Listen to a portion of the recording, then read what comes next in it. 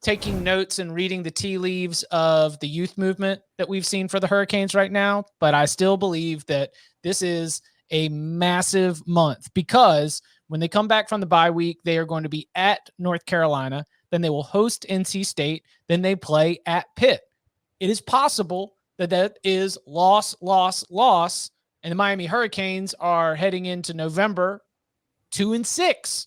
However, if you are able to win all three of those games, which is something else that I believe is not, pie in the sky type stuff, then you have flipped around the season in a situation where, yes, you do have the loss to Virginia, but you've got wins against two other competitors in the Coastal. You've suddenly made yourself a candidate to be in November trying to make your way to the ACC championship game. Sure, the big picture, anything more than that is already well out of the question with 3 losses.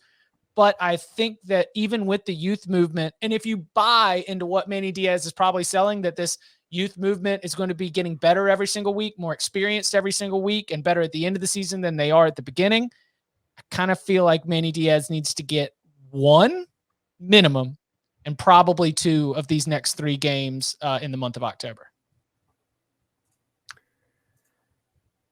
I think I agree. I don't have a great feel for what the buyout is there. Miami is in a weird situation because they had everybody coming back. We thought they would be, better because Derek King came back and some other guys came back.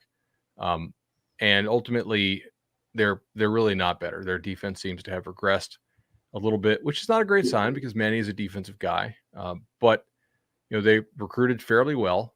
They have this weird thing going on too, where I know they've had some injuries. They lost Keandre Smith. They lost a couple offensive linemen in addition, obviously, to Derek King. And they played a whole lot of freshmen in that game, right?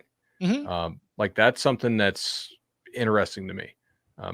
If I'm Manny Diaz, I'm saying, look, like I had to take a bunch of transfers to paper over some of the holes that Mark Richt left me roster-wise, and now we're having to play a lot of our freshmen that we just recruited, and that's kind of how I would pitch it. I know they like the quarterback they signed last year. Van Dyke actually played better as that game went on against UVA.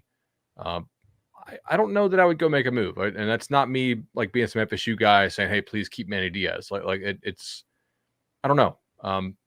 People can have bad years. He's had some decent years there.